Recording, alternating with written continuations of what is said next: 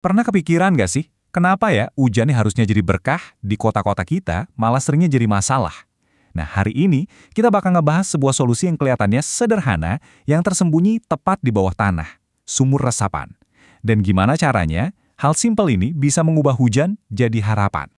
Oke, coba deh kita pikirin. Aneh banget kan? Pas hujan gede, kita semua panik takut banjir. Giliran musim kemarau, kita malah cemas kekurangan air. Dua masalah ekstrim ini kelihatannya beda, padahal akarnya tuh sama persis. Dan jawabannya, lucunya lagi, ada tepat di bawah beton yang kita injak setiap hari.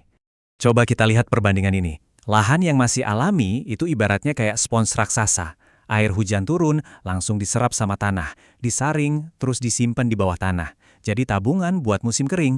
Nah, kalau di perkotaan, spons itu kita tutup rapat-rapat pakai beton dan aspal. Akibatnya, air hujan jadi nggak bisa kemana-mana, cuma bisa ngalir deras di permukaan, bikin selokan meluap, jalanan tergenang, ya itulah yang kita sebut banjir. Tapi, dari masalah yang kelihatannya gede banget ini, ternyata muncul sebuah solusi yang luar biasa cerdas dan sederhana. Sebuah jawaban yang bukan tentang membangun tembok lebih tinggi, tapi justru membuka jalan bagi air untuk kembali ke rumahnya. Dan inilah dia, sumur resapan. Ini apa sih sebenarnya? Anggap aja ini kayak payung kebalik yang kita tanam di tanah. Fungsinya bukan buat nahan air, tapi justru buat nangkap air hujan dari atap dan halaman rumah kita, terus dengan sabar nuntun air itu buat meresap lagi ke dalam bumi. Kita seolah-olah meniru lagi proses alam yang udah terganggu.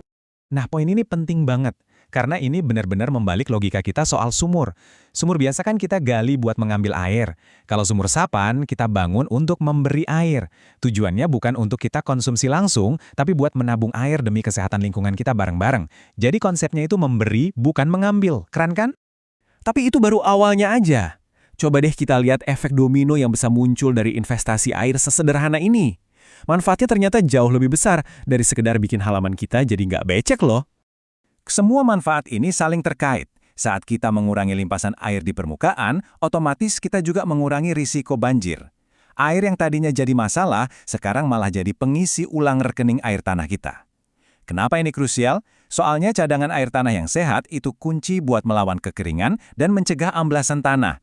Itu loh masalah serius yang bikin bangunan sama jalanan ambles di kota-kota besar. Terus, seberapa efektif sih ini? Ini bukan teori doang. Sebuah studi kasus dari Universitas Mataram udah membuktikannya. Angka 25,67% ini mungkin kedengeran teknis, tapi bayangin gini deh. Dari setiap 4 ember besar air hujan yang tadinya bakal melubar ke jalan, dari satu rumah, 1 ember diantaranya berhasil diselamatkan dan dimasukkan lagi sebagai tabungan air tanah. Terbukti berhasil. Oke, jadi solusinya ada dan terbukti efektif. Pertanyaan selanjutnya, apakah ini cuma sekedar saran atau anjuran? Nah, disinilah letak kejutannya. Ini bukan cuma ide bagus, ini adalah kewajiban hukum. Jadi, ini nih poin utamanya. Perhatikan kata wajib. Peraturan Menteri Lingkungan Hidup ini menegaskan kalau setiap bangunan termasuk rumah kita itu punya tanggung jawab. Ini nunjukin kalau pemerintah pun sadar perang melawan banjir dan kekeringan itu harus dikerjakan bareng-bareng dan setiap pemilik rumah adalah pemain kuncinya.